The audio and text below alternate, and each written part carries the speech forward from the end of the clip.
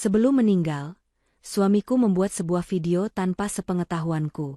Dan 2 hari setelah suamiku meninggal, ibu mertua mengadakan sebuah pesta mewah di rumah dan mengundang pengacara untuk membacakan surat wasiat warisan suamiku.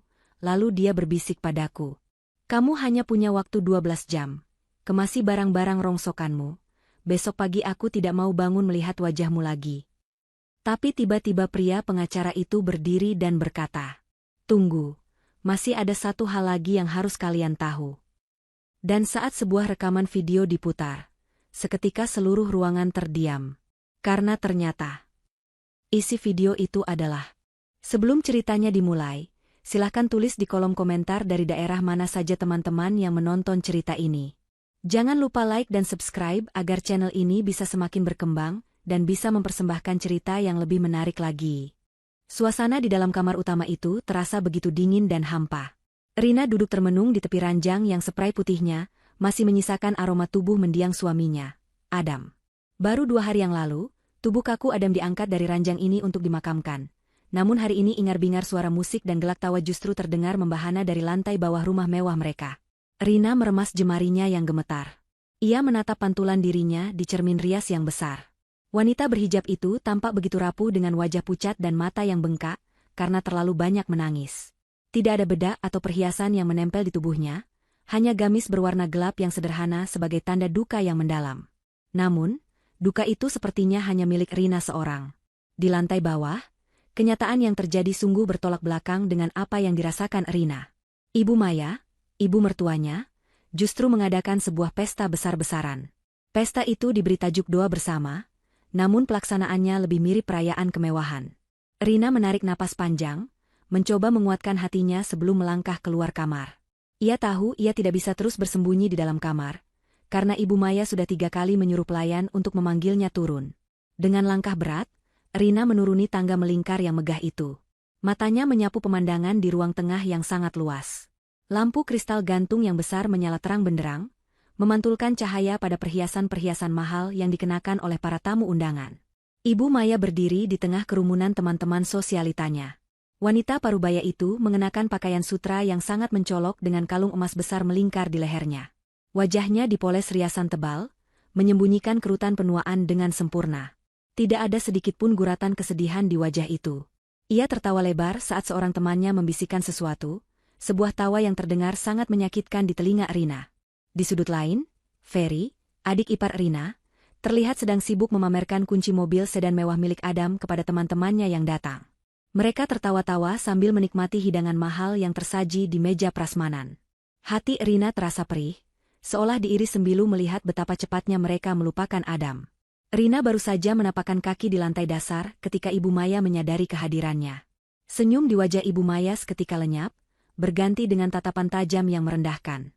Ia melambaikan tangan, memberi isyarat agar Rina segera mendekat. Rina berjalan menunduk melewati para tamu yang menatapnya dengan pandangan menilai. Bisik-bisik mulai terdengar di sekelilingnya. Mereka membicarakan penampilan Rina yang dianggap tidak pantas berada di tengah kemewahan rumah ini. Rina memang berasal dari keluarga sederhana, dan hal itulah yang selalu menjadi bahan hinaan Ibu Maya selama 5 tahun pernikahannya dengan Adam. Saat Rina sampai di hadapan Ibu Maya, ibu mertuanya itu tidak menyapanya dengan lembut. Ibu Maya justru menyodorkan sebuah nampan berisi gelas-gelas kosong bekas minuman tamu. Suaranya terdengar ketus dan dingin saat memerintah Rina. Ia berkata bahwa pelayan sedang sibuk di dapur menyiapkan makanan utama, jadi Rina harus membantu membereskan gelas-gelas kotor. Rina tertegun sejenak. Ia adalah istri pemilik rumah ini, istri mendiang Adam yang membangun kekayaan ini, namun ia diperlakukan layaknya pembantu di rumahnya sendiri.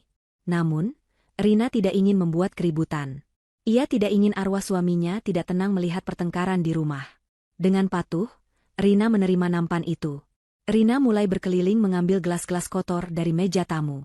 Setiap kali ia mendekat, para tamu wanita teman Ibu Maya akan sengaja menggeser duduk mereka seolah-olah Rina membawa penyakit menular. Salah satu teman Ibu Maya, seorang wanita dengan rambut disanggul tinggi, bahkan sengaja berdaham keras saat Rina mengambil gelas di depannya.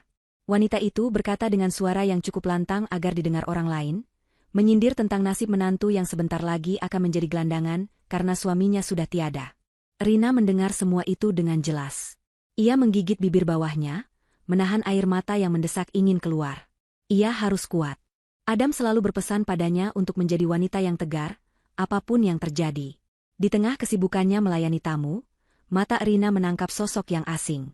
Di pojok ruangan, dekat dengan pintu menuju taman belakang, duduk seorang pria tua. Pria itu mengenakan setelan jas yang terlihat agak kuno dan sedikit lusuh. Sangat kontras dengan tamu-tamu lain yang memakai pakaian bermerek terbaru. Pria itu duduk sendirian, hanya ditemani segelas air mineral. Ia tidak berbicara dengan siapapun, namun matanya yang tajam terus memperhatikan gerak-gerik Rina sejak tadi. Rina merasa belum pernah melihat pria itu sebelumnya. Ia bertanya-tanya dalam hati, apakah itu kerabat jauh Adam yang datang melayat. Namun, sorot mata pria itu tidak menyeratkan duka biasa, melainkan seperti sedang mengamati dan menilai situasi. Tiba-tiba, suara pecahan gelas terdengar nyaring, menghentikan musik dan obrolan para tamu. Rina tersentak. Ternyata siku Ferry menyenggol lengan Rina saat ia lewat dengan terburu-buru sambil tertawa. Nampan yang dipegang Rina oleng, dan 2 gelas kristal jatuh menghantam lantai marmer hingga hancur berkeping-keping. Cairan sisa minuman membasahi karpet mahal yang baru saja dibeli Ibu Maya bulan lalu. Keheningan melanda ruangan itu. Semua mata tertuju pada Rina yang berdiri mematung dengan wajah pucat. Ferry, yang jelas-jelas menabraknya, justru memasang wajah kaget yang dibuat-buat dan langsung menuduh Rina tidak becus bekerja. Ibu Maya bergegas datang membelah kerumunan. Wajahnya merah pada menahan amarah. Tanpa bertanya apa yang terjadi, ia langsung memarahi Rina di depan puluhan tamu undangan. Kata-kata kasar meluncur dari mulutnya tanpa saringan. Ia menyebut Rina ceroboh, tidak tahu diri, dan hanya bisa merusak barang-barang mahal. Rina mencoba membela diri dengan suara pelan, mengatakan bahwa Ferry yang menabraknya. Namun, pembelaan itu justru membuat Ibu Maya semakin murka. Ia tidak terima anak kesayangannya disalahkan. Bagi Ibu Maya, Ferry adalah pangeran, sedangkan Rina hanyalah benalu yang beruntung dinikahi oleh Adam. Rina menunduk dalam-dalam, membiarkan caci maki itu menghujani dirinya. Ia berjongkok untuk memungut pecahan kaca, mengabaikan rasa perih di hatinya yang jauh lebih sakit daripada goresan kaca di jarinya. Saat ia sedang membersihkan lantai, ia sekilas melihat ke arah pojok ruangan lagi. Pria tua berjas lusuh itu masih di sana. Kali ini, pria itu tidak lagi duduk santai. Ia berdiri tegak, tangannya mengepal di sisi tubuhnya, dan rahangnya mengeras seolah menahan kemarahan melihat perlakuan Ibu Maya terhadap Rina. Namun, pria itu belum melakukan apa-apa. Ia hanya berdiri diam, menunggu saat yang tepat. Rina segera mengalihkan pandangannya, fokus pada pecahan kaca di tangannya, tidak menyadari bahwa kejadian malam ini hanyalah permulaan dari badai besar yang akan mengubah hidupnya besok pagi. Setelah insiden gelas pecah itu, pesta kembali berlanjut seolah tidak terjadi apa-apa. Para tamu kembali tertawa dan berdansa kecil, sementara Rina digiring oleh Ibu Maya menjauh dari keramaian. Ibu Maya mencengkeram lengan atas Rina dengan sangat kuat, kuku-kukunya yang panjang menancap menembus kain gamis Rina, menimbulkan rasa sakit yang nyata. Ibu Maya menyeret Rina menuju lorong sepi di dekat dapur bersih, tempat yang tidak terjangkau oleh pandangan para tamu. Di sana, topeng ramah yang biasa dipasang Ibu Maya di depan umum runtuh seketika, digantikan oleh wajah asli yang penuh kebencian dan kejijikan. Ibu Maya melepaskan cengkeramannya dengan kasar, membuat Rina sedikit terhuyung menabrak dinding. Napas Ibu Maya memburu, bukan karena lelah, tapi karena luapan emosi yang sudah lama ia pendam. Ia menatap Rina dari ujung kepala hingga ujung kaki dengan tatapan merendahkan. Dengan suara berbisik yang mendesis tajam seperti ular, Ibu Maya mulai mengucapkan kalimat yang akan selalu diingat Rina seumur hidupnya. Ia mengatakan bahwa kesabarannya sudah habis. Selama Adam masih hidup, ia terpaksa menahan diri untuk tidak mengusir Rina demi menjaga perasaan anaknya. Tapi sekarang, Adam sudah tiada, dan tidak ada lagi alasan bagi Ibu Maya untuk membiarkan Rina tinggal di istana miliknya. Ibu Maya mendekatkan wajahnya ke wajah Rina, matanya melotot penuh ancaman. Ia memberikan ultimatum yang sangat jelas dan kejam. Ia berkata bahwa Rina hanya memiliki waktu 12 jam dari sekarang. Waktu itu harus digunakan Rina untuk mengemasi seluruh barang-barangnya. Ibu Maya menekankan bahwa besok pagi, tepat saat matahari terbit, ia tidak mau lagi melihat wajah Rina di rumah ini. Jika Rina masih terlihat batang hidungnya besok pagi, Ibu Maya mengancam akan menyuruh satpam untuk menyeret Rina keluar secara paksa di hadapan para tetangga, sebuah penghinaan yang pasti akan sangat memalukan. Rina ternganga mendengar pengusiran yang begitu mendadak dan tidak manusiawi ini. Ia mencoba berbicara, mengingatkan Ibu Maya bahwa ini adalah rumah Adam, suaminya, dan ia berhak tinggal di sini setidaknya sampai masa iddahnya selesai atau sampai pembagian warisan jelas. Namun, Ibu Maya tertawa sinis. tawa yang kering dan tanpa rasa humor. Ia berkata dengan sombong bahwa seluruh harta Adam otomatis akan kembali kepada ibunya, karena mereka belum memiliki anak. Ia menganggap Rina tidak punya hak sepeser pun atas rumah mewah ini, mobil-mobil di garasi, maupun perabotan di dalamnya. Bagi Ibu Maya, Rina datang tanpa membawa apa-apa, maka ia pun harus pergi tanpa membawa apa-apa. Tiba-tiba, Ibu Maya berjalan menuju sebuah lemari penyimpanan di bawah tangga. Ia membuka pintu lemari itu dan menarik keluar sebuah benda dengan kakinya. Benda itu adalah sebuah kotak kardus bekas mie instan yang sudah terlihat kusam dan berdebu. Lakban coklat yang menyegelnya sudah mulai mengelupas di beberapa bagian. Ibu Maya menendang kotak kardus itu hingga bergeser dan berhenti tepat di kaki Rina. Rina menatap kotak itu dengan bingung. Ia mengenali kotak itu. Itu adalah kotak yang dulu dibawa Adam saat mereka pindah ke rumah ini 5 tahun lalu. Ibu Maya berkata dengan nada mengejek bahwa itu adalah satu-satunya warisan yang pantas untuk Rina. Ia menyebutnya sebagai kotak sampah berisi barang rongsokan yang selalu dijaga Adam seperti orang gila. Ibu Maya memerintahkan Rina untuk membawa pergi kotak itu sekalian. Ia tidak mau ada sampah peninggalan Adam yang mengotori gudangnya. Setelah mengatakan itu, Ibu Maya berbalik badan dan melenggang pergi kembali ke ruang pesta, meninggalkan Rina sendirian di lorong yang dingin itu bersama sebuah kotak kardus tua. Rina perlahan berjongkok. Air matanya kembali menetes, membasahi pipinya. Ia merasa begitu tidak berdaya. Diusir dari rumah yang ia rawat dengan penuh kasih sayang selama 5 tahun, di saat tanah makam suaminya bahkan belum kering. Namun, Rina teringat pesan Adam. Adam pernah berkata bahwa di dunia ini, seringkali penampilan luar menipu, dan hal yang paling berharga seringkali tersembunyi di tempat yang paling tidak diduga. Dengan sisa tenaga yang ia miliki, Rina mencoba mengangkat kotak kardus itu. Ia mengira kotak itu akan ringan karena Ibu Maya menyebutnya berisi rongsokan atau majalah bekas. Namun, saat Rina mengangkatnya, ia terkejut. Kotak itu sangat berat. Jauh lebih berat dari ukurannya. Ada bunyi logam berat yang beradu pelan di dalamnya saat kotak itu digerakkan. Rina mengerutkan kening. Rasa penasaran menyelinap di tengah kesedihannya. Apa sebenarnya isi kotak ini? Kenapa ada menyimpannya di gudang dalam kardus bekas mie instan jika isinya seberat ini? Namun, ini bukan tempat yang aman untuk membukanya. Rina mendekap kotak berat itu erat-erat di dadanya dan berjalan tertatih menaiki tangga menuju kamarnya. Sesampainya di kamar, Rina meletakkan kotak itu di atas meja. Ia mengunci pintu kamar rapat-rapat, takut jika tiba-tiba Ferry atau Ibu Maya masuk untuk mengganggunya lagi. Suara musik dari bawah masih terdengar samar-samar, tapi Rina mencoba mengabaikannya. Ia menatap jam dinding.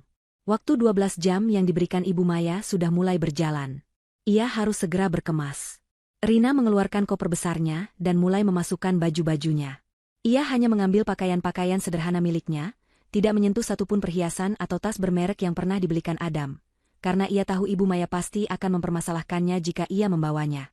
Ia tidak butuh harta itu, ia hanya butuh harga dirinya. Setelah selesai memasukkan pakaian, pandangan Rina kembali tertuju pada kotak kardus di atas meja. Ia mendekatinya perlahan. Tangannya meraba permukaan kardus yang kasar dan berdebu. Ada tulisan tangan Adam di sisi kardus itu, menggunakan spidol hitam permanen yang tintanya sudah mulai pudar. Tulisannya berbunyi, "Untuk masa depan." Hati Rina berdesir. Ia ingat Adam pernah bercanda soal kotak ini. Adam bilang ini adalah kotak darurat jika suatu hari dunia runtuh menimpa mereka. Rina selalu mengira itu hanya bercandaan Adam tentang koleksi komik lamanya atau mainan masa kecilnya. Rina mengambil gunting dari laci rias. Ia hendak membuka lakban kotak itu. Namun, sebelum gunting itu menyentuh lakban, terdengar ketukan pintu yang sopan namun tegas. Ketukan itu berbeda dengan cara Ibu Maya atau pelayan mengetuk pintu. Rina terdiam, waspada. Ia bertanya siapa yang ada di luar. Sebuah suara pria yang berat dan tenang menjawab dari balik pintu. Pria itu memperkenalkan diri sebagai Pak Burhan. Ia berkata bahwa ia adalah pengacara yang diutus oleh almarhum Adam, dan ada hal sangat mendesak yang harus dibicarakan malam ini juga, sebelum matahari terbit. Rina terpaku. Nama itu asing baginya, tapi nada bicaranya terdengar tulus. Rina melihat ke arah kotak kardus, lalu ke arah pintu. Sepertinya, malam ini akan menjadi malam yang sangat panjang, dan rahasia yang disimpan Adam selama ini akan segera terungkap. Rina meletakkan guntingnya, merapikan hijabnya, dan berjalan menuju pintu untuk memutar kunci, siap menghadapi takdir apapun yang ada di balik pintu itu. Rina berdiri terpaku di ambang pintu kamar dengan jantung yang berdegup kencang. Di hadapannya berdiri sosok pria tua yang tadi dilihatnya duduk sendirian di pojok ruang pesta. Dari jarak dekat, pria itu terlihat jauh lebih berwibawa meskipun pakaiannya tampak sederhana dan agak lusuh. Pria itu, yang memperkenalkan dirinya sebagai Pak Burhan, menatap Rina dengan sorot mata yang teduh namun penuh ketegasan. Ia tidak membawa tas kerja kulit mengkilap seperti pengacara pada umumnya, melainkan hanya sebuah map tebal berwarna hitam yang dipeluknya erat di dada. Pak Burhan meminta izin untuk berbicara sebentar, namun ia menegaskan bahwa pembicaraan ini tidak bisa dilakukan di dalam kamar karena waktu yang sangat terbatas. Ia meminta Rina untuk segera turun kembali ke ruang tengah bersamanya, karena drama sesungguhnya akan segera dimulai di bawah sana. Rina sempat ragu. Ia baru saja diusir dan dipermalukan, rasanya ia tidak punya kekuatan mental lagi untuk kembali menghadapi wajah-wajah sinis teman-teman Ibu Maya. Namun, melihat keseriusan di wajah Pak Burhan dan mengingat pesan misterius di kotak kardus peninggalan Adam, Rina merasakan dorongan kuat untuk percaya. Ia mengangguk pelan, menutup kembali pintu kamarnya, dan berjalan mengikuti langkah Pak Burhan menuju tangga. Saat mereka menuruni anak tangga, suasana di ruang tengah sudah berubah. Musik yang tadinya berdentum keras kini telah dimatikan. Para tamu undangan duduk berderet di kursi-kursi yang diatur menghadap ke sebuah mimbar kecil dadakan. Di sana berdiri Ibu Maya dengan wajah berseri-seri penuh kemenangan. Di sebelahnya berdiri seorang pria muda necis dengan setelan jas abu-abu mengkilap yang sedang sibuk menata tumpukan dokumen. Itu adalah pengacara sewaan Ibu Maya yang baru saja datang. Ibu Maya sengaja mengumpulkan semua orang bukan hanya untuk pesta, tapi untuk menyaksikan momen peresmian perpindahan harta warisan Adam kepadanya. Ia ingin dunia tahu bahwa kerajaan bisnis dan aset peninggalan anaknya kini berada di bawah kekuasaannya sepenuhnya. Rina dan Pak Burhan berhenti di bordes tangga, mengamati pemandangan itu dari ketinggian sebelum turun sepenuhnya. Tidak ada yang menyadari kehadiran mereka, karena semua mata tertuju pada Ibu Maya yang sedang mengetuk mikrofon untuk meminta perhatian. Ibu Maya memulai pidatonya dengan suara yang dibuat-buat sedih. Ia menceritakan betapa hancur hatinya kehilangan putra tercinta, namun ia harus tetap kuat demi menyelamatkan aset keluarga agar tidak jatuh ke tangan orang yang salah. Matanya sempat melirik ke arah tangga, mencari sosok Rina, namun ia tidak menemukannya dan berasumsi Rina sedang menangis di kamar. Ibu Maya kemudian mempersilakan pengacaranya untuk membacakan apa yang ia klaim sebagai surat wasiat sah dari Adam. Pria muda necis itu maju, membuka dokumennya dengan gaya teatrikal, dan mulai membaca dengan suara lantang. Ia membacakan poin-poin yang menyatakan bahwa karena pernikahan Adam dan Rina belum dikaruniai keturunan, maka secara hukum adat dan keinginan keluarga, seluruh aset bergerak dan tidak bergerak, termasuk rumah, tanah, deposito, dan saham perusahaan, dikembalikan sepenuhnya kepada ibu kandung Adam, yaitu Ibu Maya. Para tamu undangan bertepuk tangan riuh, beberapa berbisik memuji langkah Ibu Maya yang dianggap cerdas mengamankan harta keluarga. Ferry yang duduk di barisan depan bertepuk tangan paling keras sambil tersenyum lebar membayangkan uang yang akan segera ia dapatkan. Tepat saat pengacara muda itu hendak menutup mapnya dan meminta tanda tangan saksi, sebuah suara berat dan lantang menggema dari arah tangga, memotong keriuhan tepuk tangan itu. Suara itu berteriak lantang meminta semua kegiatan dihentikan karena dokumen yang dibacakan itu cacat hukum dan penuh kebohongan. Seketika hening menyelimuti ruangan. Ratusan pasang mata menoleh serentak ke arah sumber suara. Mereka melihat Rina berdiri didampingi oleh Pak Burhan, pria tua berjas lusuh yang sejak tadi mereka abaikan. Ibu Maya terbelalak kaget. Wajahnya memerah menahan marah karena momen kemenangannya diganggu. Ia berteriak kepada satpam untuk mengusir orang gila yang menyusup ke pestanya itu. Ferry langsung berdiri dan berjalan kasar mendekati Pak Burhan, hendak mendorong pria tua itu. Namun, langkah Ferry terhenti ketika Pak Burhan mengeluarkan sebuah kartu identitas dari saku jasnya dan mengangkatnya tinggi-tinggi. Pak Burhan dengan tenang namun tegas memperkenalkan siapa dirinya sebenarnya.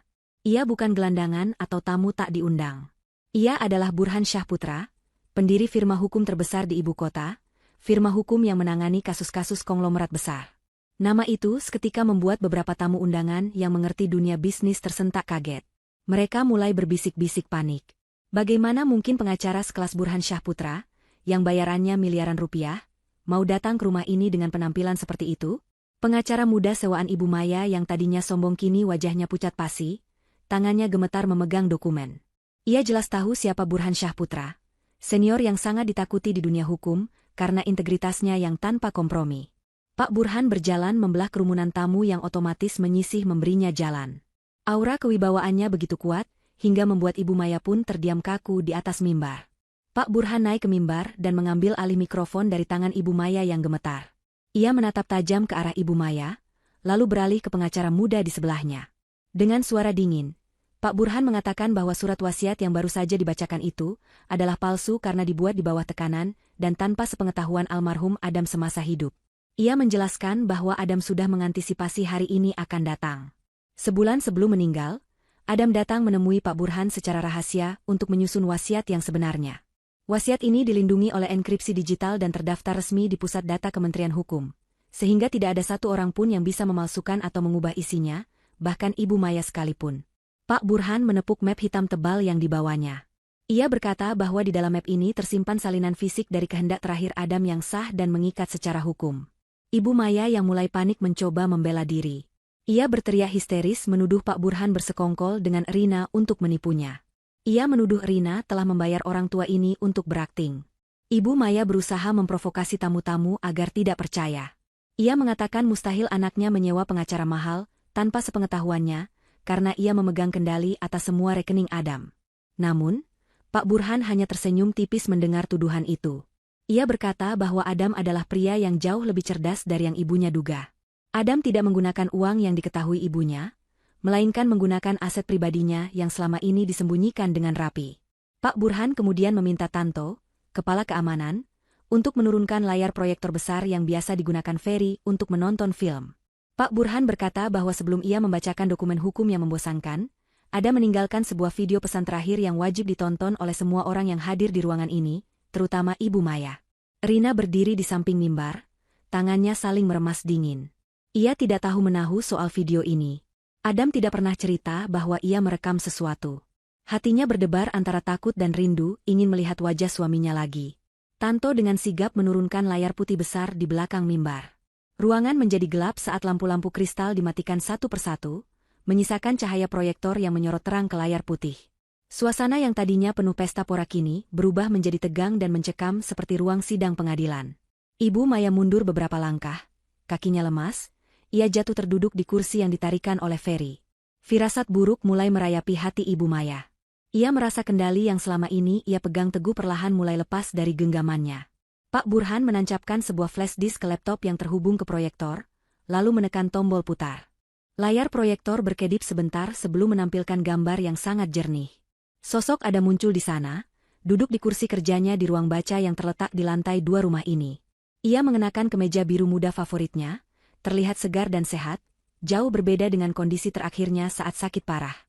Video itu sepertinya direkam sekitar 1 bulan yang lalu, saat Adam masih bisa beraktivitas normal. Melihat wajah suaminya yang tersenyum tenang di layar, tangis Rina pecah. Ia membekap mulutnya agar isak tangisnya tidak mengganggu suara video. Kerinduan yang membuncah membuatnya tak bisa mengalihkan pandangan sedetik pun. Di layar, Adam menatap lurus ke lensa kamera, seolah-olah ia sedang menatap langsung mata setiap orang yang ada di ruangan itu sekarang. Tatapannya teduh namun menyimpan ketajaman yang membuat siapapun yang punya salah merasa terintimidasi. Suara Adam terdengar jernih memenuhi ruangan melalui pengeras suara. Ia memulai dengan menyapa Rina dengan sebutan istriku tercinta, lalu menyapa ibunya. Nada suaranya tenang, tapi kata-kata yang diucapkannya mengandung sindiran tajam. Adam berkata bahwa jika video ini diputar oleh Pak Burhan, itu artinya ia sudah tidak ada lagi di dunia ini. Dan jika prediksinya benar, video ini pasti diputar di tengah keramaian pesta yang diadakan ibunya, tepat setelah ibunya mencoba mengusir Rina. Adam tersenyum getir di layar, seolah ia bisa melihat masa depan. Ia mengatakan bahwa ia sangat mengenal sifat ibunya. Ia tahu ibunya tidak akan sabar menunggu tanah kuburannya kering untuk menendang Rina keluar dan menguasai semua harta. Para tamu undangan mulai gelisah, saling berpandangan dengan canggung. Mereka mulai menyadari bahwa pesta yang mereka hadiri ini sebenarnya adalah skenario jahat yang sudah ditebak oleh almarhum. Adam kemudian memperbaiki posisi duduknya di video, wajahnya berubah menjadi lebih serius. Ia berkata bahwa sudah saatnya ia membuka sebuah rahasia besar yang selama ini ia tutup rapat demi menjaga kehormatan ibunya di mata masyarakat. Adam mulai bercerita tentang sejarah keuangan keluarga mereka. Ia mengingatkan Ibu Maya pada kejadian 5 tahun lalu, saat ayah Adam meninggal dunia. Saat itu, semua orang mengira ayah Adam meninggalkan warisan berlimpah. Namun faktanya, ayah Adam meninggalkan hutang bisnis yang sangat besar dan gaya hidup Ibu Maya yang boros, serta kegemaran Ferry berjudi telah menguras habis tabungan keluarga. Adam mengungkapkan fakta yang mengejutkan, keluarga mereka sebenarnya sudah bangkrut total 5 tahun lalu. Rumah mewah tempat mereka berdiri sekarang ini sebenarnya sudah disita oleh bank karena gagal bayar. Suara bisik-bisik tamu semakin kencang. Wajah Ibu Maya berubah pucat pasi, seperti darah ditarik keluar dari tubuhnya. Ia mencoba bangkit untuk menghentikan video, berteriak bahwa itu bohong, tapi Pak Burhan menghalanginya dengan tegas, memintanya untuk duduk dan mendengarkan sampai selesai. Di layar, Adam melanjutkan ceritanya. Ia menjelaskan bahwa saat kebangkrutan itu terjadi, Adamlah yang bekerja keras banting tulang. Ia tidak hanya mengandalkan gaji kantor, tapi diam-diam ia sukses besar dalam investasi saham teknologi di luar negeri yang tidak pernah ia ceritakan kepada siapapun, termasuk ibunya. Dengan uang hasil jerih payahnya sendiri itulah, Adam menebus kembali rumah yang disita bank, melunasi hutang-hutang ibunya, dan menutupi hutang Ferry. Adam menegaskan dengan suara lantang bahwa setiap sentimeter tanah di rumah ini, setiap mobil mewah di garasi, dan setiap perabotan mahal yang dipamerkan Ibu Maya kepada teman-temannya, semuanya dibeli menggunakan uang pribadi Adam, bukan uang warisan keluarga. Selama ini, Adam membiarkan ibunya berlagak seolah-olah ia masih kaya raya dan menjadi nyonya besar pemilik segalanya hanya karena Adam ingin berbakti dan tidak ingin ibunya malu di depan teman-temannya. Adam membiarkan ibunya hidup dalam ilusi kekayaan yang sebenarnya didanai oleh uang saku yang diberikan Adam setiap bulan. Pengakuan ini menghantam harga diri Ibu Maya dengan sangat keras. Teman-teman sosialitanya kini menatapnya dengan pandangan berbeda, bukan lagi kekaguman, melainkan tatapan meremehkan dan kasihan. Ternyata selama ini Ratu Pesta itu hanyalah penumpang yang hidup dari belas kasihan anaknya. Puncak dari video bagian pertama ini adalah ketika Adam membahas status kepemilikan aset. Adam menatap tajam ke kamera dan berkata bahwa karena semua aset ini dibeli dengan uang pribadinya setelah ia menikah dengan Rina, maka secara hukum dan agama, ini adalah harta bersama, bahkan sebagian besar adalah hak Rina. Adam kemudian menampilkan dokumen sertifikat rumah di layar video, memperlihatkan nama pemilik yang tertera di sana. Bukan nama Ibu Maya, bukan pula nama keluarga besar, melainkan tertulis jelas nama, Rina Salsabila. Adam menjelaskan bahwa seminggu sebelum video ini dibuat, ia sudah melakukan balik nama semua aset properti dan kendaraan menjadi atas nama istrinya, Rina. Ia melakukan itu karena ia tahu persis, jika aset itu masih atas nama Adam, ibunya akan mencari 1000 cara licik untuk merebutnya. Adam berkata dengan nada final yang tidak bisa dibantah, bahwa mulai detik ini, pemilik tunggal dan sah dari seluruh kekayaan yang ada di rumah ini adalah Rina. Ibu Maya, Ferry, dan siapapun yang tinggal di sana hanyalah tamu yang menumpang. Adam memberi kuasa penuh kepada Rina untuk menentukan siapa yang boleh tinggal, dan siapa yang harus angkat kaki. Kalimat itu bagaikan petir di siang bolong bagi Ibu Maya dan Ferry. Mimpi indah mereka untuk berfoya-foya dengan harta warisan hancur berkeping-keping dalam sekejap. Ferry yang tadinya sombong kini terduduk lemas, keringat dingin mengucur deras di pelipisnya.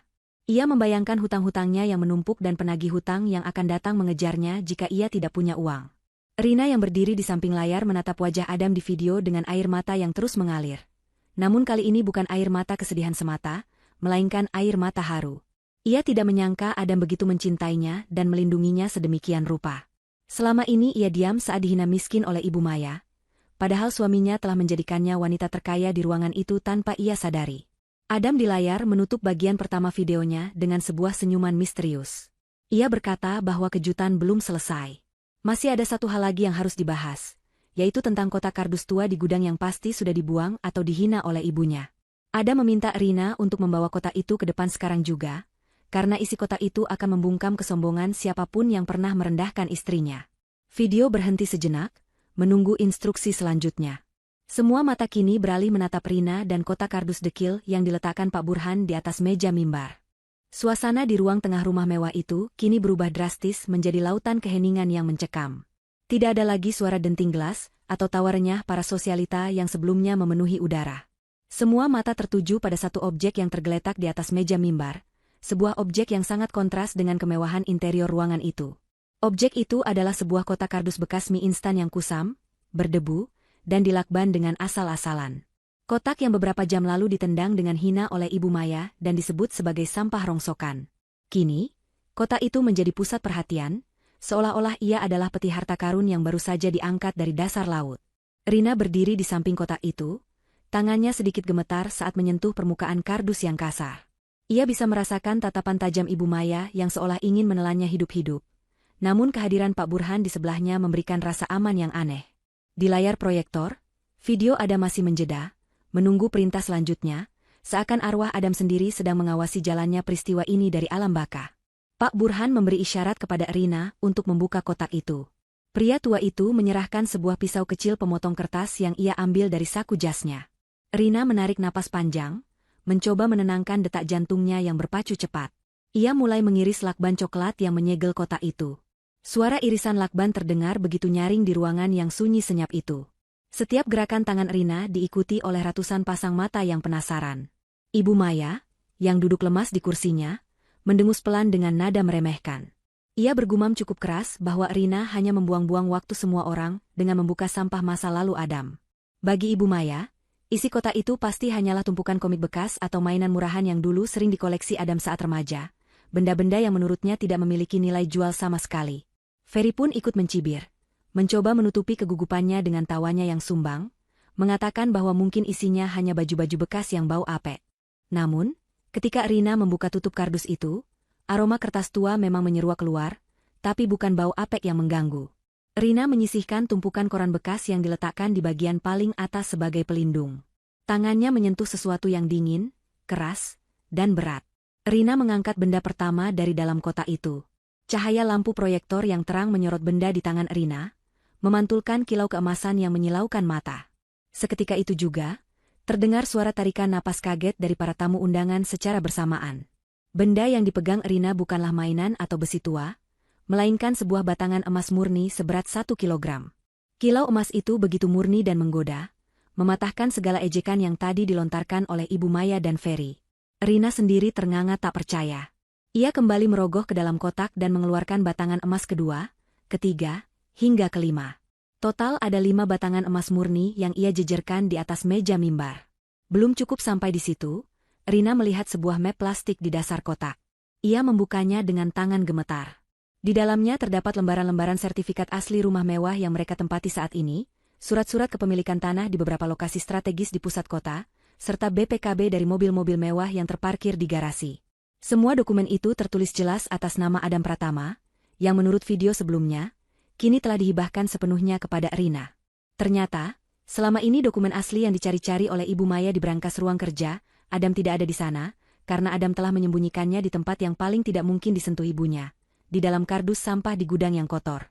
Ibu Maya terbelalak menatap tumpukan emas dan dokumen itu. Matanya yang tadinya layu kini membelalak lebar, dipenuhi oleh keserakahan yang tidak bisa disembunyikan. Ia spontan berdiri dan hendak berlari menuju mimbar untuk merebut harta karun itu. Mulutnya berteriak bahwa itu semua milik anaknya, jadi itu adalah haknya sebagai ibu. Namun, langkahnya terhenti ketika Tanto, kepala keamanan yang berbadan tegap, melangkah maju menghalangi jalannya atas perintah isyarat mata dari Pak Burhan. Ibu Maya meronta-ronta, menjerit histeris seperti orang yang kehilangan akal sehat, mengatakan bahwa Rina adalah pencuri yang menyembunyikan harta itu. Pemandangan itu sungguh memalukan. Seorang wanita terpandang yang tadi bersikap anggun Mbak Ratu, kini berubah menjadi beringas hanya karena melihat kilauan emas. Di saat keributan itu terjadi, Pak Burhan kembali menekan tombol putar pada laptop. Video Adam di layar kembali berjalan. Suara Adam yang tenang kembali memenuhi ruangan, meredam teriakan histeris Ibu Maya. Di dalam video, Adam tersenyum simpul sambil memegang sebuah kotak kardus yang sama persis dengan yang ada di depan Rina. Adam berkata bahwa ia sengaja melakukan ini. Ia tahu betul sifat ibunya. Ibunya adalah orang yang hanya menilai segala sesuatu dari bungkus luarnya. Ibunya selalu memuja barang-barang bermerek dengan kemasan mewah, dan sangat jijik pada hal-hal yang terlihat kumuh atau murah. Oleh karena itu, Adam tahu bahwa tempat paling aman untuk menyembunyikan aset paling berharganya adalah di dalam kemasan yang paling dibenci ibunya.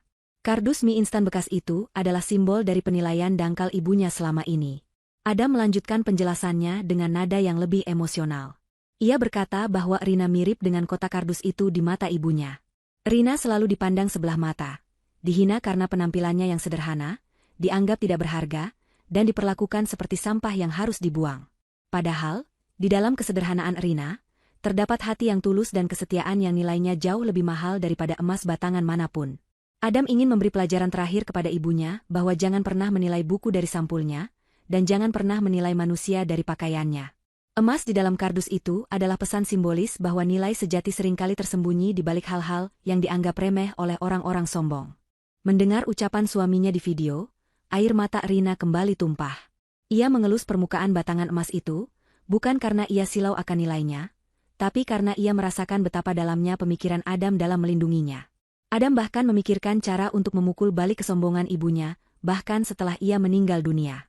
Para tamu undangan yang tadinya memihak Ibu Maya kini mulai menundukkan kepala karena malu. Mereka sadar bahwa mereka pun sama saja, sempat menilai Rina rendah hanya karena pakaian dan penampilannya malam ini.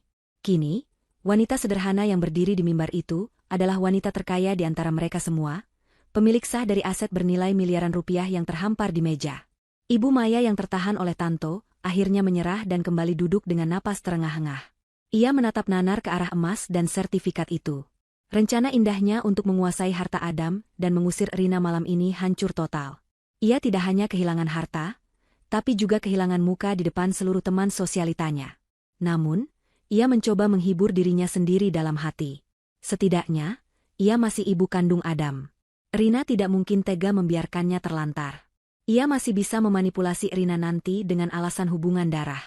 Ferry pun mulai mendekati ibunya, berbisik menyusun rencana baru untuk merayu Rina agar mau membagi sedikit harta itu. Mereka berdua belum sadar bahwa kejutan dari Adam belum berakhir. Video itu masih belum selesai, dan bagian selanjutnya akan mengungkap sesuatu yang jauh lebih mengerikan daripada sekadar masalah harta warisan. Pak Burhan melihat ke arah Rina, memastikan kliennya itu siap untuk bagian selanjutnya. Rina mengangguk mantap. Ia sudah melihat bukti cinta Adam, kini ia siap menghadapi kebenaran apapun yang akan diungkap suaminya, betapapun pahitnya itu. Pak Burhan kemudian menoleh ke arah operator, memberi kode untuk melanjutkan video ke segmen berikutnya. Layar proyektor berkedip sekilas, transisi video berubah menjadi warna hitam pekat selama beberapa detik sebelum menampilkan gambar baru. Atmosfer di ruangan itu mendadak berubah menjadi dingin dan mencekam, seolah suhu udara turun drastis. Firasat buruk mulai merayapi tengkuk setiap orang yang ada di sana, terutama Ferry yang kini wajahnya mulai memucat tanpa alasan yang jelas. Layar proyektor kembali menyala, namun kali ini nuansa videonya sangat berbeda. Jika sebelumnya Adam terlihat santai dan sedikit jenaka saat membahas harta, kini wajah Adam di layar terlihat sangat serius, bahkan cenderung suram. Ia mencondongkan tubuhnya mendekat ke arah kamera, membuat wajahnya terlihat lebih besar dan mendominasi layar. Tatapan matanya tidak lagi hangat, melainkan tajam menusuk, penuh dengan kemarahan yang tertahan dan kekecewaan yang mendalam. Adam memulai kalimatnya dengan sebuah pernyataan yang membuat darah setiap orang di ruangan itu berdesir ngeri. Ia berkata bahwa kematiannya bukanlah takdir yang wajar. Ia tidak meninggal hanya karena penyakit jantung yang selama ini dideritanya. Adam menegaskan bahwa ada tangan manusia yang mempercepat kematiannya, ada niat jahat yang bekerja di balik layar saat ia terbaring lemah tak berdaya di tempat tidur. Pernyataan Adam itu bagaikan ledakan bom di tengah ruangan. Para tamu undangan terkesiap, beberapa menutup mulut mereka dengan tangan karena kaget. Ibu Maya yang tadinya sibuk memikirkan harta, kini terdiam kaku dengan mata melotot. Ferry, yang duduk di sebelahnya, mulai gemetar hebat. Kakinya mengetuk-ngetuk lantai dengan gelisah, dan keringat dingin sebesar biji jagung mulai bermunculan di dahinya. Ia berusaha untuk berdiri dan pergi, beralasan sakit perut, namun dua orang petugas keamanan berpakaian preman yang dibawa oleh Pak Burhan sudah berdiri sigap menjaga setiap pintu keluar. Tidak ada yang boleh meninggalkan ruangan ini sampai video selesai. Ruangan pesta itu kini terasa seperti penjara, dan hakim yang mengadili mereka adalah orang mati yang berbicara melalui layar. Di dalam video, Adam melanjutkan penjelasannya. Ia berkata bahwa dokter memang memvonis jantungnya lemah, tapi dokter juga bilang bahwa dengan obat yang tepat dan istirahat yang cukup, ia masih bisa bertahan hidup bertahun-tahun lagi. Namun, seminggu sebelum video ini dibuat, Adam mulai merasakan gejala aneh setiap kali ia meminum obat malamnya. Jantungnya berdebar tidak karuan, napasnya sesak seperti dicekik, dan kepalanya pusing luar biasa. Awalnya ia mengira itu efek samping obat atau penyakitnya yang memburuk. Tapi insting Adam yang tajam mengatakan ada yang tidak beres. Karena kecurigaan itulah, diam-diam Adam memasang kamera pengawas tersembunyi alias CCTV berukuran mikro di dalam kamarnya, tepat mengarah ke meja nakas tempat ia biasa meletakkan gelas minum dan obat-obatannya. Adam kemudian menyingkir dari layar, dan tampilan video berganti menjadi rekaman CCTV hitam putih. Tanggal yang tertera di pojok kiri atas video menunjukkan waktu 3 hari sebelum Adam meninggal dunia, tepat pukul 10 malam. Kualitas gambarnya sangat jernih meskipun hitam putih. Di layar terlihat Adam sedang tertidur pulas di ranjangnya. Suasana kamar hening. Beberapa saat kemudian, pintu kamar terbuka perlahan. Seseorang masuk dengan langkah mengendap-endap, berusaha tidak menimbulkan suara. Sosok itu mengenakan hoodie gelap, tapi wajahnya terlihat jelas saat ia melewati sorotan cahaya lampu tidur. Sosok itu adalah Ferry, adik kandung Adam sendiri. Rina menutup mulutnya menahan jeritan. Ia melihat dengan mata kepalanya sendiri bagaimana Ferry berjalan mendekati meja nakas di samping tempat tidur Adam. Di rekaman itu, Ferry terlihat celingukan memastikan Adam benar-benar tidur. Kemudian, dengan tangan gemetar, Ferry mengeluarkan sebuah bungkusan kecil dari saku celananya. Ia membuka bungkusan itu dan menuangkan serbuk berwarna putih ke dalam gelas air mineral yang sudah disiapkan Rina untuk Adam minum obat nanti. Ferry mengaduk air itu sebentar menggunakan jari telunjuknya, lalu dengan cepat membersihkan sisa serbuk yang tercecer di meja. Setelah memastikan semuanya terlihat normal, Ferry bergegas keluar kamar secepat ia masuk. Video CCTV belum berakhir. Sekitar 10 menit kemudian, pintu kamar kembali terbuka. Kali ini yang masuk adalah Ibu Maya. Harapan Rina bahwa Ibu Maya akan menyelamatkan Adam seketika hancur lebur. Di video itu, Ibu Maya melihat gelas air yang sudah dicampur serbuk itu. Ia sempat mengangkat gelas itu, mengamatinya sejenak di bawah lampu. Ada jeda yang sangat mengerikan di sana. Ibu Maya tampak ragu sejenak. Namun kemudian ia meletakkan kembali gelas itu di tempat semula, tepat di samping obat jantung Adam. Ia tidak membuangnya. Ia tidak membangunkan Adam. Ia justru merapikan letak gelas itu agar lebih mudah dijangkau oleh Adam saat bangun nanti. Ibu Maya tahu apa yang dilakukan Ferry. Ia tahu ada sesuatu di air itu, tapi ia memilih untuk diam. Ia memilih untuk membiarkan rencana jahat itu berjalan lancar demi warisan yang sudah lama ia impikan. Adam kembali muncul di layar setelah rekaman CCTV selesai. Wajahnya terlihat sangat terluka. Ia berkata bahwa serbuk yang dimasukkan Ferry itu adalah zat aditif berbahaya, sejenis obat terlarang yang jika dicampur dengan obat jantungnya, akan memicu serangan jantung fatal yang terlihat alami. Adam sudah membawa sampel sisa air minum itu ke laboratorium swasta sehari setelah kejadian, dan hasilnya positif mengandung zat mematikan tersebut. Adam berkata ia tidak meminum air itu malam itu karena ia pura-pura tidur saat Ferry masuk, tapi ia menyimpan buktinya. Namun, kondisi jantungnya yang memang sudah lemah ditambah stres berat mengetahui keluarganya sendiri ingin membunuhnya, akhirnya benar-benar membuat kesehatannya drop drastis hingga ia meninggal 2 hari kemudian. Jadi secara teknis dan moral, Ferry dan Ibu Maya adalah pembunuh yang menyebabkan kematiannya. Kekacauan pecah di ruang pesta. Ferry tiba-tiba melompat dari kursinya dan berteriak histeris, menyangkal semua tuduhan itu. Ia berteriak bahwa video itu editan, rekayasa komputer, dan fitnah keji. Ia berlari kencang menuju pintu keluar, menabrak beberapa tamu undangan hingga jatuh. Namun, usahanya sia-sia. Tanto, kepala keamanan yang setia, dengan sigap menangkap tubuh Ferry dan membantingnya ke lantai dengan teknik kuncian yang melumpuhkan. Ferry meronta-ronta di lantai, berteriak memanggil ibunya minta tolong. Sementara itu, Ibu Maya duduk terpaku di kursinya. Wajahnya pucat pasi seperti mayat hidup. Ia tidak bisa bergerak, tidak bisa bicara. Bukti CCTV itu terlalu nyata. Terlalu telanjang memperlihatkan kekejamannya membiarkan anaknya sendiri meregang nyawa. Pak Burhan mengambil mikrofon lagi, suaranya menggelegar memenuhi ruangan, menenangkan keributan. Ia berkata bahwa salinan asli video CCTV ini dan hasil laboratorium sudah ia serahkan kepada pihak kepolisian 1 jam yang lalu. Adam sudah memberikan instruksi yang sangat jelas. Jika ia meninggal dunia secara mencurigakan, maka bukti ini harus langsung diproses hukum. Suara sirene mobil polisi mulai terdengar mendekat dari kejauhan, semakin lama semakin keras, memecah keheningan malam di luar sana. Tamu-tamu undangan mulai panik dan ketakutan, menyadari bahwa mereka sedang berada di tempat kejadian perkara pembunuhan berencana. Pesta mewah itu kini berubah menjadi panggung tragedi kriminal yang mengerikan. Rina menatap nanar ke arah Ibu Maya dan Ferry. Hatinya hancur berkeping-keping, bukan karena kehilangan harta, tapi karena menyadari betapa kejamnya manusia yang seharusnya menjadi keluarga. Ia melihat suaminya, Adam, yang begitu baik hati, harus berakhir hidupnya di tangan ibu dan adiknya sendiri hanya karena uang. Rasa hormat yang dulu ia miliki untuk Ibu Maya kini lenyap tak berbekas, berganti dengan rasa jijik dan kemarahan yang meluap-luap. Rina melangkah maju mendekati Ibu Maya yang masih membisu. Dengan suara bergetar namun tegas, Rina berkata bahwa mulai detik ini, tidak ada lagi hubungan menantu dan mertua di antara mereka. Yang ada hanyalah korban dan pelaku kejahatan. Malam ini, topeng keluarga bahagia itu benar-benar hancur, menampakkan wajah iblis yang bersembunyi di baliknya. Dan kedatangan polisi yang sebentar lagi akan mendobrak pintu, akan menjadi penutup yang pantas bagi sandiwara keji Ibu Maya dan Ferry. Suara sirene mobil polisi yang meraung-raung di halaman depan rumah mewah itu akhirnya berhenti, digantikan oleh suara derap langkah sepatu bot yang berat dan tegas menghantam lantai marmer. Pintu utama yang tinggi dan megah didorong terbuka dengan kasar dari luar. Sekelompok petugas kepolisian berseragam lengkap, didampingi oleh beberapa detektif berpakaian preman, merangsek masuk ke dalam ruang pesta yang kini telah berubah menjadi arena penghakiman. Suasana kepanikan seketika melanda para tamu undangan.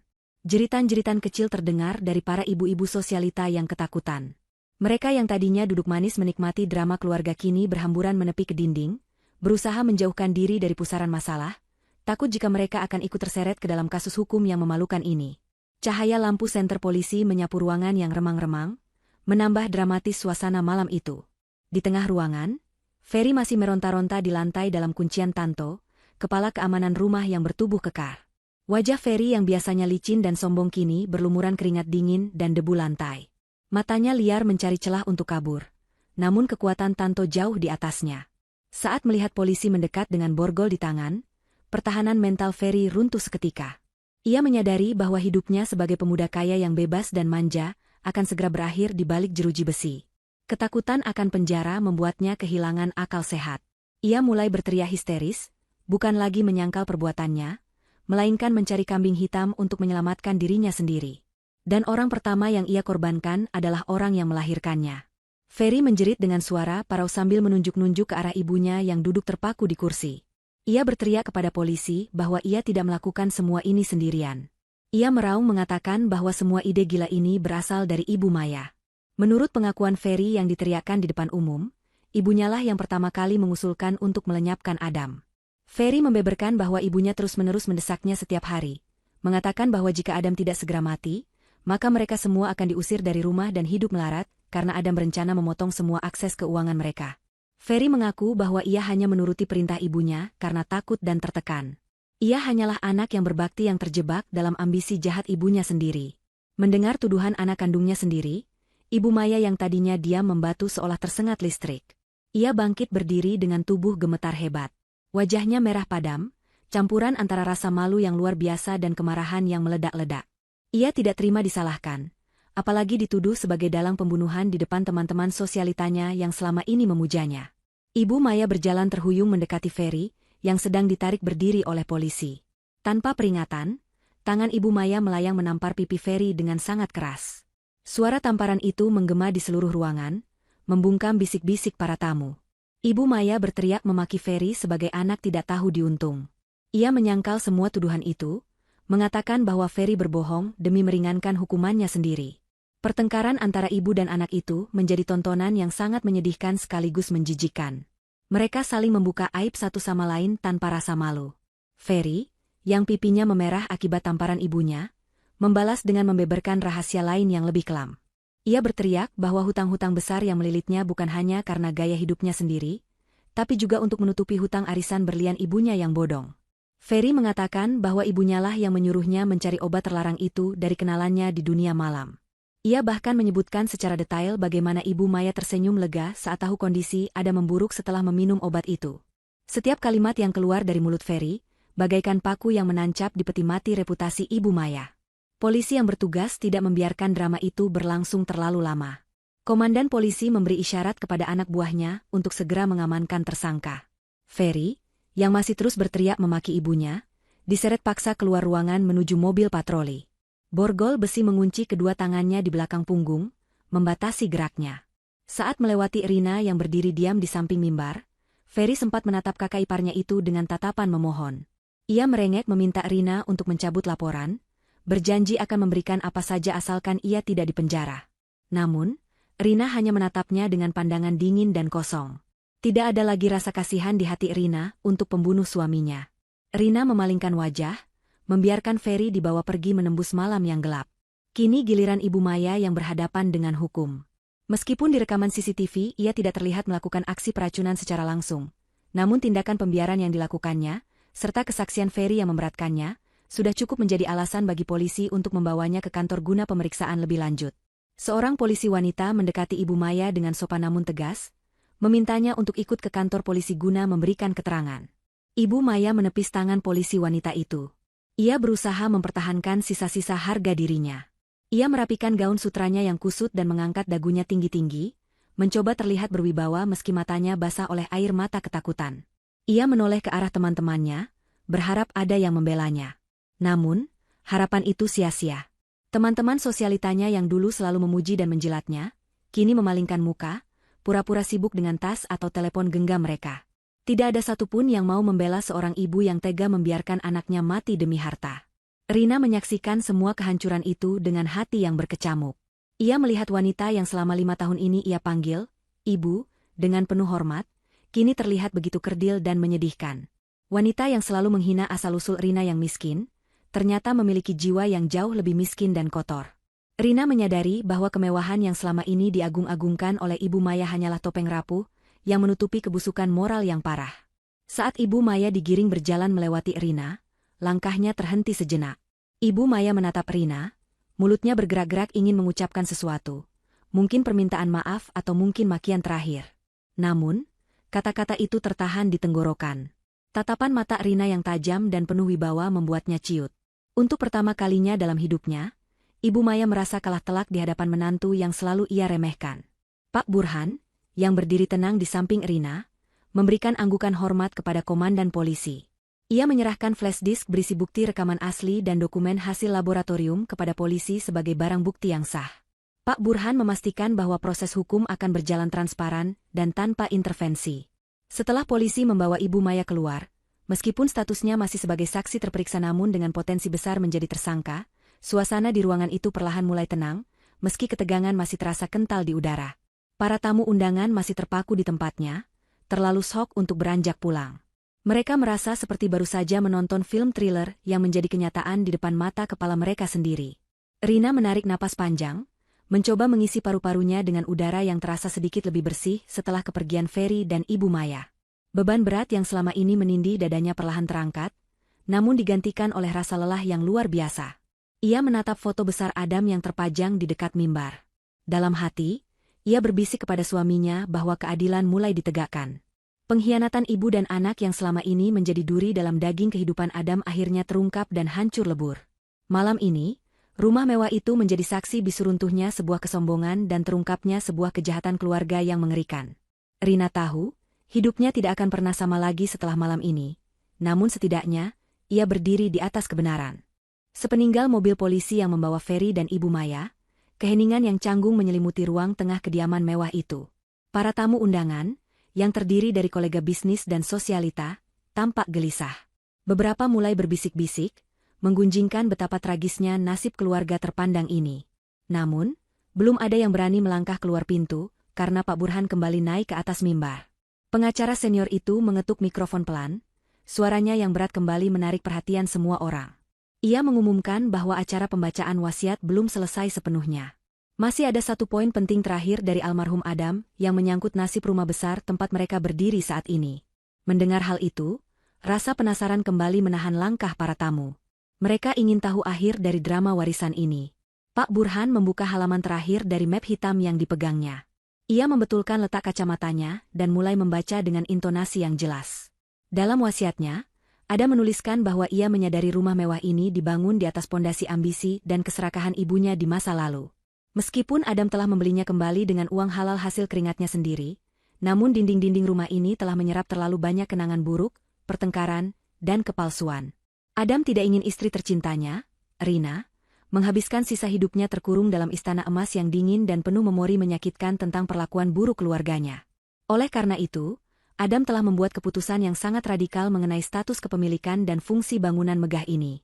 Adam mewasiatkan agar kepemilikan rumah beserta tanahnya diwakafkan sepenuhnya untuk kepentingan sosial.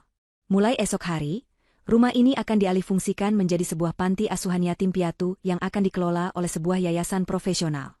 Adam ingin mengubah tempat yang dulunya menjadi simbol kesombongan dan pamer harta, menjadi tempat bernaung bagi anak-anak yang tidak memiliki keluarga, tempat yang penuh dengan doa dan kasih sayang yang tulus. Rina ditunjuk sebagai ketua yayasan kehormatan yang memiliki hak pengawasan penuh, namun ia tidak diwajibkan untuk tinggal di sana. Adam ingin membebaskan Rina dari beban mengurus rumah sebesar ini sendirian, sekaligus memberikan tamparan moral terakhir bagi ibunya yang selalu membanggakan rumah ini sebagai istana pribadinya. Para tamu undangan terhenyak mendengar keputusan itu. Mereka membayangkan rumah seharga puluhan miliar rupiah ini akan diisi oleh anak-anak yatim, bukan lagi pesta-pesta glamor kaum elit. Sebagian dari mereka merasa kagum dengan kemuliaan hati Adam, namun sebagian lain merasa ironis melihat nasib rumah yang dulu begitu eksklusif. Rina sendiri menitikkan air mata mendengar wasiat ini. Ia mengerti maksud Adam. Suaminya ingin membersihkan harta mereka, menyucikan tempat ini dari dosa-dosa masa lalu dengan amal jariah yang tidak akan terputus. Rina merasa lega. Ia memang tidak pernah merasa nyaman tinggal di rumah yang terlalu besar dan penuh intrik ini. Keputusan Adam adalah jalan keluar terbaik baginya untuk memulai hidup baru tanpa bayang-bayang masa lalu. Namun, Pak Burhan melanjutkan bacaannya ke paragraf yang paling krusial, sebuah klausul khusus yang mengatur tentang nasib Ibu Maya. Adam, meskipun telah disakiti sedemikian rupa, ternyata masih menyisakan sedikit belas kasihan, atau mungkin lebih tepatnya, sebuah hukuman yang mendidik bagi ibunya. Dalam wasiat itu tertulis, jika Ibu Maya terbukti tidak terlibat langsung secara hukum dalam kematian Adam, atau jika hukumannya ditangguhkan karena alasan usia kesehatan, ia tidak boleh diusir ke jalanan menjadi gelandangan. Adam tidak ingin menjadi anak durhaka yang menelantarkan ibunya di kolong jembatan. Namun, Adam memberikan syarat yang sangat ketat dan mengikat jika Ibu Maya ingin tetap berteduh di properti ini. Syaratnya adalah, Ibu Maya diizinkan tinggal di kompleks rumah ini seumur hidupnya, tetapi bukan di bangunan utama. Ia harus pindah ke pavilion belakang, sebuah bangunan kecil 2 kamar yang selama ini digunakan sebagai tempat tinggal para asisten rumah tangga dan sopir. Selain itu, status Ibu Maya di tempat ini bukan lagi sebagai nyonya besar pemilik rumah, melainkan sebagai pengawas kebersihan panti asuhan. Ia diwajibkan membantu mengurus kebutuhan anak-anak yatim, mulai dari memastikan kebersihan asrama hingga membantu di dapur umum, di bawah pengawasan pengurus yayasan. Ada menuliskan bahwa ini adalah cara bagi ibunya untuk menebus dosa-dosanya, belajar melayani orang lain setelah seumur hidup minta dilayani, dan belajar mencintai anak-anak yang tidak punya apa-apa, seperti ia dulu seharusnya mencintai menantunya yang sederhana. Hukuman ini terdengar jauh lebih menyakitkan daripada sekadar diusir. Ada memaksa ibunya untuk menyaksikan setiap hari bagaimana rumah kebanggaannya diambil alih oleh orang lain, dan ia harus hidup sebagai pelayan di istananya sendiri. Ini adalah kematian ego yang sempurna bagi seseorang yang gila hormat seperti Ibu Maya. Teman-teman sosialita Ibu Maya yang masih ada di ruangan itu saling berpandangan ngeri. Mereka bisa membayangkan betapa hancurnya harga diri Ibu Maya nanti. Harus menyapu halaman di depan teman-temannya yang mungkin lewat, harus makan makanan panti, dan tidak lagi bisa memamerkan berliannya. Itu adalah penjara tanpa jeruji besi yang dirancang khusus oleh Adam untuk menyadarkan ibunya. Rina mendengarkan klausul itu dengan takjub. Ia menyadari betapa cerdasnya Adam. Suaminya tidak membalas kejahatan dengan kekerasan, tapi dengan keadilan yang puitis. Jika Ibu Maya nanti kembali dari kantor polisi, ia akan dihadapkan pada 2 pilihan pahit. Pergi dari sini tanpa uang sepeser pun dan hidup menggelandang, atau tetap tinggal di sini tapi harus menanggalkan mahkota kesombongannya dan menjadi pelayan bagi anak-anak yatim. Pilihan manapun yang diambil, hidup Ibu Maya sebagai sosialita angkuh sudah tamat malam ini. Setelah membacakan poin terakhir, Pak Burhan menutup map hitamnya. Ia mempersilakan para tamu untuk pulang, karena acara sudah selesai dan rumah ini harus segera dikosongkan untuk persiapan alih fungsi. Satu persatu tamu undangan mulai beranjak pergi. Mereka menyalami Rina, bukan lagi dengan tatapan meremehkan, tapi dengan rasa hormat dan sedikit rasa takut. Mereka melihat kekuatan baru dalam diri wanita berhijab itu. Rina membalas salaman mereka dengan anggukan sopan namun berjarak. Ia tidak butuh pengakuan mereka. Ia hanya butuh ketenangan. Saat tamu terakhir keluar, Rina berjalan menuju jendela besar yang menghadap ke taman belakang. Ia melihat pavilion kecil di kejauhan, tempat yang gelap dan sepi. Ia membayangkan Ibu Maya tinggal di sana nanti, merenungi nasibnya. Rina tidak merasa dendam, tapi ia juga tidak merasa kasihan. Ia hanya merasa bahwa setiap perbuatan pasti ada balasannya, dan karma telah datang menjemput pemiliknya dengan cara yang tak terduga. Rina kemudian berbalik menatap Pak Burhan. Tugas mereka malam ini belum selesai. Mereka harus memastikan semua aset berharga, terutama emas batangan dan dokumen di meja mimbar, diamankan sebelum fajar menyingsing. Dan Rina harus mempersiapkan mentalnya untuk menghadapi Ibu Maya besok pagi, saat wanita itu kembali untuk mengambil barang-barangnya dan menghadapi realita barunya. Kalimat, "Kamu hanya punya waktu 12 jam," yang diucapkan Ibu Maya tadi sore, kini berbalik arah menyerang pengucapnya sendiri dengan kekuatan yang berlipat ganda. Fajar mulai menyingsing di ufuk timur, memancarkan semburat cahaya oranye yang menembus jendela-jendela besar rumah mewah itu. Semalam adalah malam yang sangat panjang dan melelahkan, namun Rina sama sekali tidak bisa memejamkan mata. Ia duduk di sofa ruang tengah, ditemani secangkir teh hangat yang sudah mulai dingin, menunggu kepulangan mantan ibu mertuanya. Pihak kepolisian mengabarkan bahwa Ibu Maya diperbolehkan pulang sementara dengan status wajib lapor dan pengawasan ketat. Karena bukti keterlibatan langsungnya dalam pembunuhan masih perlu didalami lebih lanjut, berbeda dengan Ferry yang sudah ditetapkan sebagai tersangka utama dan ditahan. Rina tahu, Ibu Maya akan kembali ke sini karena wanita itu tidak punya tempat lain untuk pergi. Semua asetnya sudah habis, dan teman-temannya sudah menjauh. Rumah ini, meskipun statusnya sudah berubah, adalah satu-satunya atap yang menaunginya. Tepat pukul 6 pagi, sebuah taksi berhenti di depan gerbang yang menjulang tinggi. Pemandangan itu sangat kontras dengan kebiasaan Ibu Maya yang biasanya selalu dijemput sopir pribadi dengan mobil mengkilap. Dari dalam taksi, keluarlah sosok wanita parubaya yang tampak sangat kacau. Gaun sutra mahal yang dipakainya semalam kini terlihat kusut dan kusam. Riasan wajahnya luntur, menyisakan noda hitam di bawah mata yang membuatnya terlihat seperti hantu. Rambutnya yang biasa disasak rapi kini berantakan tertiup angin pagi.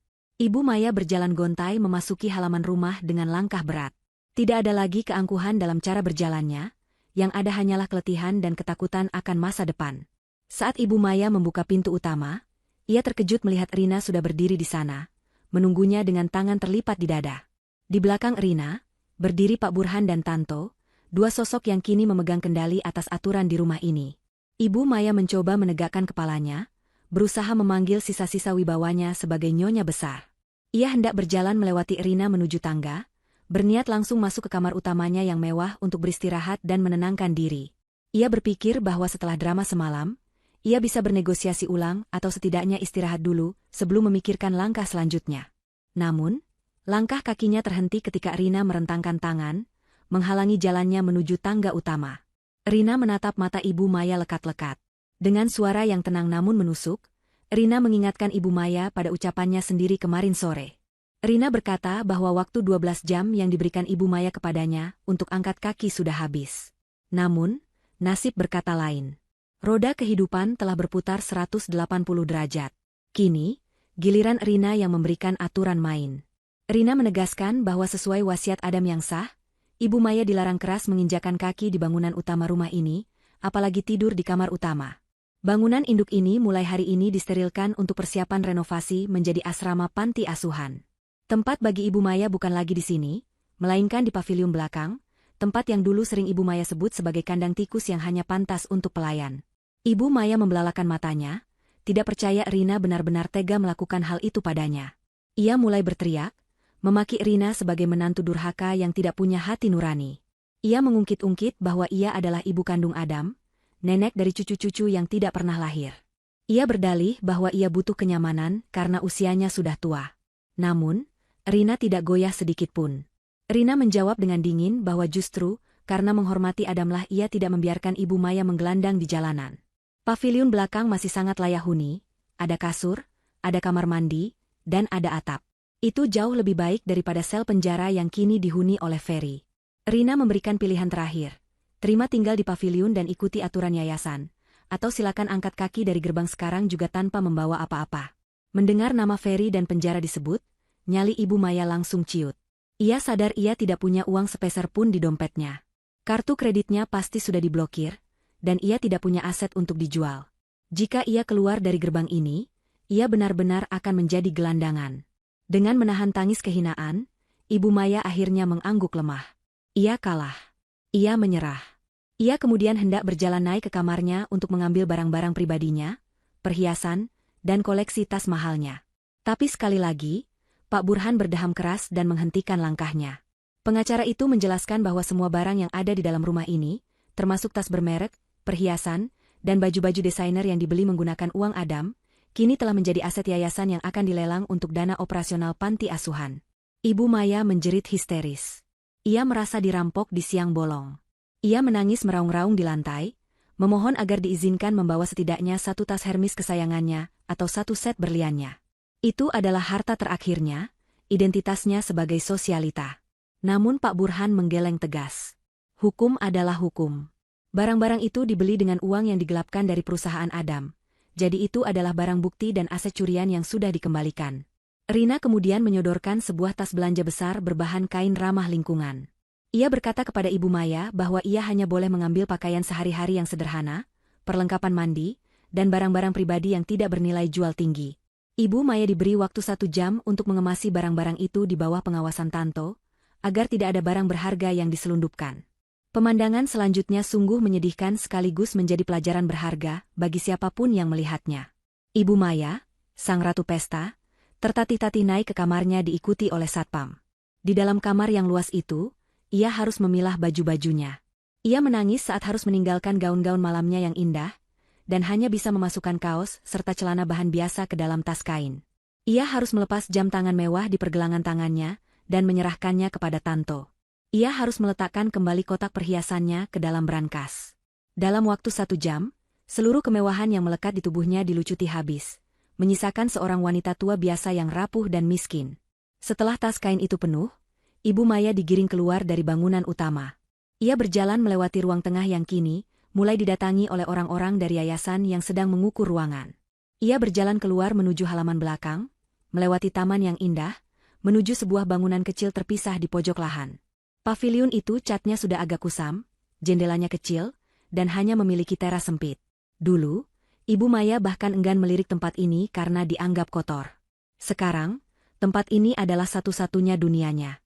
Saat Tanto membuka pintu paviliun, bau apek menyeruak keluar karena sudah lama tidak dihuni.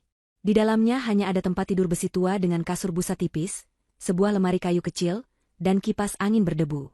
Ibu Maya berdiri di ambang pintu, kakinya terasa berat untuk melangkah masuk. Ia menoleh ke belakang, menatap istana megah yang baru saja ia tinggalkan. Ia melihat Rina berdiri di balkon lantai 2, menatapnya dari kejauhan. Dulu, posisi mereka terbalik. Dulu, Ibu Maya yang berdiri di balkon menatap Rina yang bekerja di taman. Sekarang, karma telah menempatkan segala sesuatu pada tempatnya dengan presisi yang mengerikan. Rina tidak tersenyum mengejek, wajahnya datar tanpa ekspresi. Tatapan itu justru lebih menyakitkan bagi Ibu Maya, karena menunjukkan bahwa dirinya sudah tidak dianggap penting lagi. Dengan air mata bercucuran, Ibu Maya melangkah masuk ke dalam paviliun sempit itu dan menutup pintunya. Suara pintu yang tertutup itu menandai akhir dari era kejayaannya dan awal dari masa penebusan dosanya yang panjang dan sunyi. Matahari sudah meninggi, menyinari halaman rumah dengan terik yang hangat. Kesibukan di rumah besar itu semakin menjadi-jadi. Beberapa truk boks besar mulai berdatangan, parkir berjajar di halaman depan. Orang-orang berseragam biru muda dengan logo Yayasan Panti Asuhan mulai hilir mudik mengangkut barang.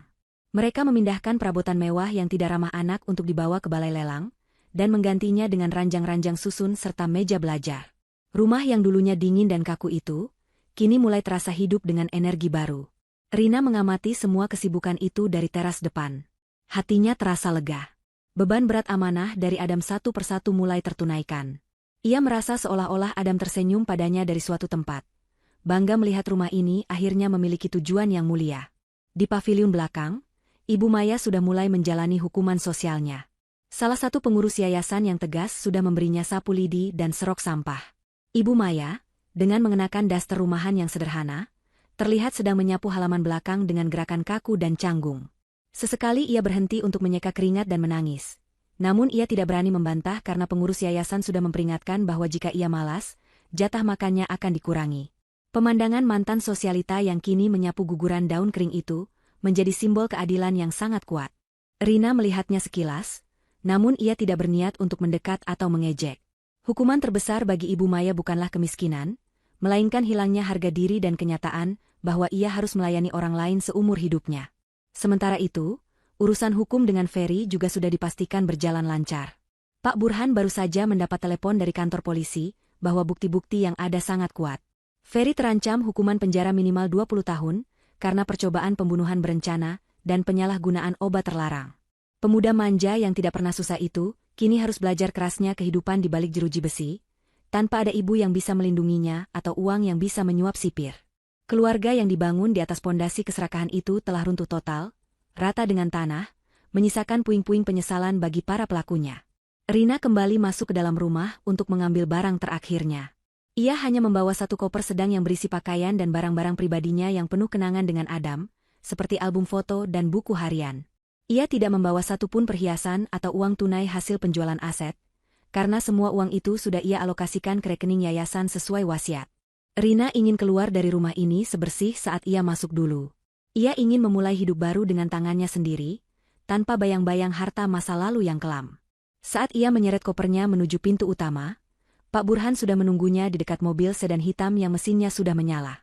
Pak Burhan tersenyum hangat melihat Rina. Ia mengambil koper dari tangan Rina dan memasukkannya ke bagasi mobil. Kemudian, pengacara tua itu merogoh saku jasnya dan mengeluarkan sebuah amplop tebal, serta sebuah kunci rumah dengan gantungan kayu sederhana berbentuk rumah kecil. Pak Burhan menyerahkan benda itu kepada Rina. Ia menjelaskan bahwa ini adalah kejutan terakhir dari Adam yang belum sempat diceritakan di video. Adam tahu bahwa Rina tidak akan mau tinggal di rumah mewah ini, dan Adam juga tahu Rina tidak gila harta. Oleh karena itu, jauh-jauh hari, Adam sudah membeli sebuah rumah mungil di pinggiran kota yang asri, sebuah rumah dengan halaman luas untuk berkebun, persis seperti impian sederhana Rina yang sering ia ceritakan pada Adam sebelum tidur. Rina menerima kunci itu dengan tangan gemetar. Air matanya kembali menetes, tapi kali ini air mata bahagia. Ia teringat masa-masa awal pernikahannya, saat ia dan Adam sering berhayal punya rumah kecil yang tenang, jauh dari gangguan Ibu Maya. Ternyata Adam mengingat setiap detail impian itu dan mewujudkannya. Rumah itu dibeli atas nama Rina pribadi, bukan warisan, tapi hadiah ulang tahun pernikahan yang disiapkan lebih awal. Selain rumah, amplop itu berisi buku tabungan dengan saldo yang cukup untuk Rina membuka usaha toko kue, impian lain yang selama ini dilarang oleh Ibu Maya karena dianggap pekerjaan rendahan. Adam benar-benar telah memikirkan segalanya untuk kebahagiaan dan kemandirian istrinya. Rina memeluk erat kunci dan amplop itu di dadanya. Ia berterima kasih kepada Pak Burhan yang telah menjadi pelindung dan pelaksana wasiat yang sangat amanah. Pak Burhan menepuk pundak Rina pelan, mengatakan bahwa ia bangga melihat ketegaran Rina. Ia yakin Adam pasti sangat tenang di sana melihat istrinya kini bebas dan mandiri. Pak Burhan membukakan pintu mobil untuk Rina. Sebelum masuk, Rina berhenti sejenak. Ia membalikkan badannya, menatap bangunan megah di hadapannya untuk yang terakhir kali. Ia melihat pelang nama yayasan panti asuhan yang baru saja dipasang oleh tukang di depan gerbang. Tulisan, Panti Asuhan Adam Pratama, berkilau ditimpa sinar matahari. Rina menarik napas dalam-dalam, menghirup aroma kebebasan yang segar. Ia tidak merasa kehilangan rumah besar itu. Justru ia merasa melepaskan beban yang sangat berat. Ia meninggalkan semua kemunafikan, kesedihan, dan rasa sakit di tempat ini. Ia meninggalkan Ibu Maya dengan karma dan penyesalannya. Ia meninggalkan kenangan buruk tentang Ferry. Yang ia bawa hanyalah cinta Adam yang tulus dan harapan akan masa depan yang cerah. Rina masuk ke dalam mobil, duduk dengan nyaman di kursi penumpang. Mobil sedan hitam itu perlahan bergerak meninggalkan halaman rumah. Dari kaca jendela mobil, Rina melihat Ibu Maya yang sedang menyapu di kejauhan berhenti sejenak. Wanita tua itu menatap mobil yang membawa Rina pergi menjauh. Ada tatapan kerinduan dan penyesalan yang mendalam di mata Ibu Maya, seolah ia baru menyadari bahwa ia telah menyanyiakan satu-satunya orang yang tulus di keluarga ini. Tapi semuanya sudah terlambat. Mobil Rina terus melaju, keluar dari gerbang tinggi, berbelok ke jalan raya, dan semakin lama semakin mengecil hingga akhirnya menghilang di tikungan jalan. Rina menyandarkan kepalanya di jok mobil sambil tersenyum. Langit di luar sana begitu biru dan cerah. Ia memejamkan matanya, membayangkan rumah mungilnya yang baru, kebun bunga yang akan ia tanam, dan aroma kue yang akan ia panggang di dapur miliknya sendiri. Hidupnya baru saja dimulai kembali. Ia bukan lagi menantu yang tertindas, bukan lagi janda yang berduka dalam diam. Ia adalah Rina, wanita merdeka yang dicintai dengan hebat oleh suaminya, dan kini siap melangkah menyongsong takdirnya sendiri dengan kepala tegak. Dan di suatu tempat di sana, ia tahu Adam sedang tersenyum, berbisik bangga, "Selamat jalan menuju kebahagiaan, sayangku. Sayangku. Sayangku. Sayangku. Sayangku. Sayangku."